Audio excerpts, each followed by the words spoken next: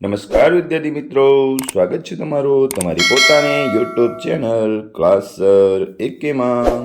આજે આપણે જોઈશું ધોરણ 5ની સ્વાધ્યાયન પોથીનો ભાગ ચોથો, વિષય ગણિત, પ્રકરણ નંબર 12.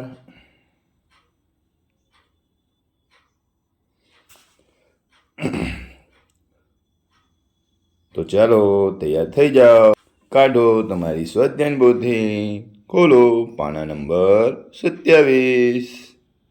તો જુઓ, ચાલો ગણિતનું પ્રકરણ નંબર 12, સ્માર્ટ ચાર્ટ્સ. તો જોઈએ આપણે પહેલું, સૂચના મુજબ કરો. 1. તમારી શાળાના મેદાનમાં રહેલા વૃક્ષોની યાદી બનાવો અને કોષ્ટકમાં તેની સંખ્યા માટે આવૃત્તિ ચિહ્નનો ઉપયોગ કરો. તો વૃક્ષનું નામ લઈ આવૃત્તિ ચિહ્નમાં આપણે લીટા લઈ લઈશું ઊભા. સંખ્યા તો પીપળા કેટલા છે તો કે 11 છે, વડલા કેટલા છે તો કે 6, લીમડા કેટલા છે તો કે 15, જાંબુ કેટલા છે 17. દરેકની શાળાના બગીચામાં અલગ અલગ વૃક્ષોની અલગ અલગ સંખ્યા હોઈ શકે.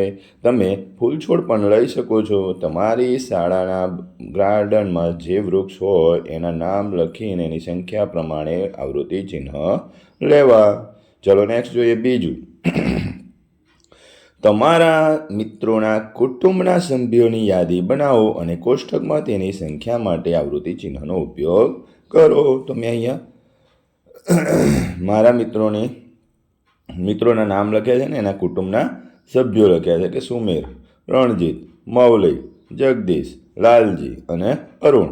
તો કે 6, 9, 7, 7, 4, 8 એના માટે મેં આવૃત્તિ ચિહ્નમાં ઊભા લીટાની સંખ્યા જોઈ છે. તો તમને ખબર જ છે કે 4 ઊભા લીટા ને એક ત્રાંસું એટલે 5નું ઝુમખું થાય. 5 ને 1 6, 5 ને 4 9, 5 ને 2 7, 5 ને 3 2 7, 4, 5 ને 3 8. ઓકે, નેક્સ્ટ એના ઉપર નીચે આપેલું છે કે નીચેના આપેલા આલેખ પરથી નીચે આપેલા પ્રશ્નોના જવાબ આપો. તો કે પહેલું, સૌથી વધુ ગુણ કોણે મેળવેલ છે? તો જુઓ, આપ ચાર્ટમાં જોઈ લો. સૌથી મોટો જે દેખાય છે તમને ઊંચો સ્તંભ દેખાય છે એને સૌથી વધુ માર્ક્સ એટલે કે આ 49. તો સૌથી વધુ સિયાએ મેળવેલા છે. બીજું, આલિશા અને મહેજબીના ગુણનો તફાવત. તો આલિશા અને મહેજબીન, આલિશા ક્યાં છે ભાઈ? તો આ આલિશા છે, મેઝબીન છે. તો કે 35માંથી 32 જાય તો 3. રાગિણી કરતાં વધારે ગુણ કોણે કોણે મેળવેલ છે? તો કે રાગિણીના ગુણ જોઈ લો, 41 છે. તો એનાથી વધારે મહેન્દ્ર અને શિયા. તો લખો અહીંયા શિયા અને મહેન્દ્રને. ડી, તમામ વિદ્યાર્થીઓને તેમણે મેળવેલા ગુણના આધારે ચડતા ક્રમમાં ગોઠવતા મહેન્દ્ર કયા ક્રમે આવશે? 5મા ક્રમે આવે ભાઈ મહેન્દ્ર. જોઈ લો, ચડતા ક્રમમાં ગોઠવવાનું સૌથી ઓછા છે એલિશ, એના પછી એલિશા, એના પછી મહેજબીન, એના પછી આવશે રાગિણી. 4 થઈ ગયા. 5મા ક્રમે મહેન્દ્ર. તો ચાલો, ઈ, એલિશથી વધારે અને મેઝબીનથી ઓછા ગુણ કોણે મેળવ્યા છે? તો આપણે જોઈ લઈએ ભાઈ. એલિશને કેટલા છે? 28 છે. મેઝબીનને કેટલા છે? તો 35. એનાથી ઓછા, મેઝબીનથી ઓછા હોય ને એલિશથી વધારે તો કે એલિશા 32 છે. લખી નાખો અલીશા. ચાલો નેક્સ્ટ જોઈએ. નીચે ત્રીજું, આપેલા કોષ્ટકમાં તમારા વર્ગના વિદ્યાર્થીઓની ગત માસની કુલ હાજરીના દિવસોની નોંધ કરો અને તેના આધારે લંબ રેખા દોરો. તો કે વિદ્યાર્થીનું નામ લખી દીધું છે મેં. સુહાની, નિશા, મહેન્દ્ર, નિતેશ, શકુ, મંજુ, નરેશ અને રતન.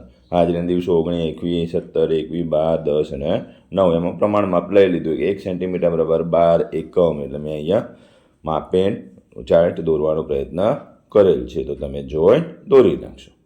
ચલો નેક્સ્ટ જોઈએ ચોથું, તમારા વર્ગના બાળકોને તેના જન્મ તારીખના આધારે માસવાર આપેલ કોઠામાં વર્ગીકૃત કરો. તેના આધારે લંબરેખા લંબાલેખ તૈયાર કરો.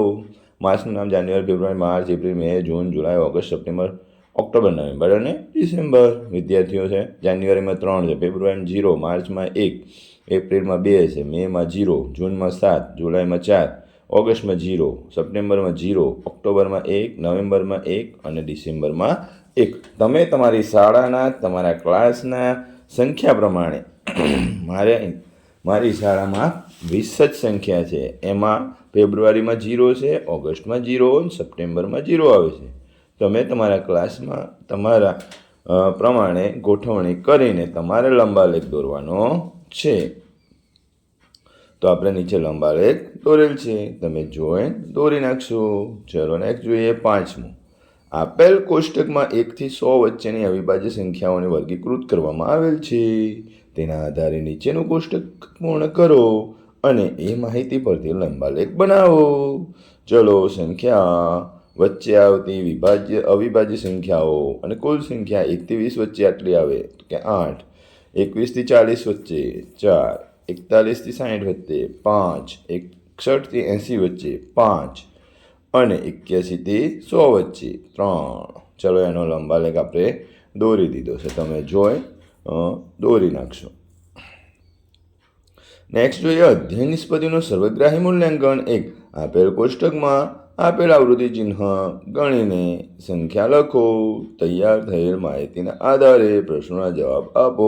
આપણે નક્કી કરીએ છીએ ભાઈ કે એક આવૃત્તિ ચિહ્નનો 5 ગણવાના છે, એટલે આપણે લીટા પ્રમાણે ગણતરી કરવાની છે. 5 લીટા છે, 1 2 3 4 ઊભા આડા, એને લંબચોરસ બનાવીને વચ્ચે એક વિકર્ણ બનાવેલો છે. તો નીચે એક જ લીટી આપેલી છે, એટલે 5 5 10 ને 11. કબડ્ડીમાં 5 6 ને 7, હોકીમાં 5 ને 5 10 ને 11, ખોખોમાં 5 ને 4 9, વોલીબોલમાં 5 ને 6 અને ફૂટબોલમાં 5 ને 5 10. નેક્સ્ટ જોઈએ કબડ્ડીમાં કુલ કેટલા ખેલાડીઓ છે, તો કબડ્ડીમાં જોઈ લો 7.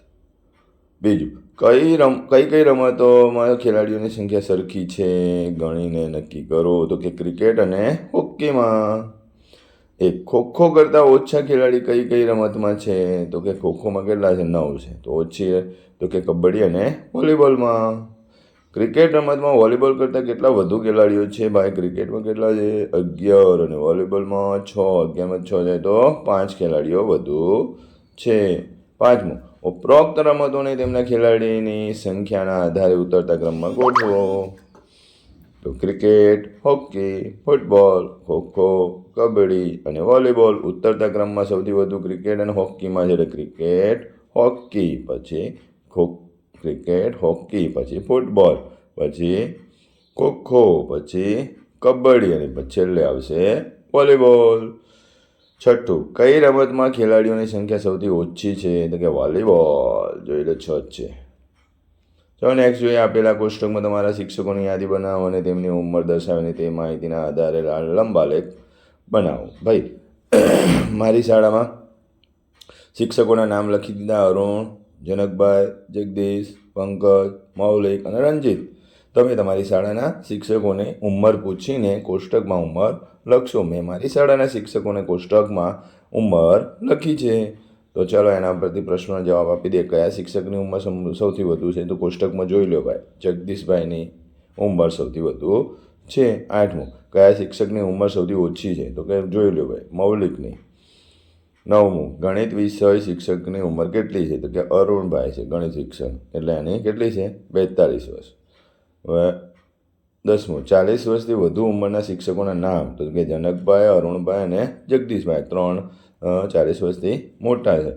ચાલો તમારે નોટમાં એના આધારે લંબાલેખ બનાવવાનો છે. તો તમે એ તમારી રીતે અલગ અલગ શિક્ષકો હોય, અલગ અલગ ઉંમર આવશે અને લંબાલેખ પણ અલગ બનશે. તો તમે બનાવવાનો પ્રયત્ન કરશો કે બાળકો? ચાલો જોઈએ. જો ચેનલમાં પ્રથમ વખત હોય તો ચલો ફટાફટ ચેનલને સબસ્ક્રાઈબ કરી દો, વિડીયોને લાઈક કરો અને ફટાફટ તમારા મિત્રોને લિંક શેર કરી દો કે બાળકો? આવજો.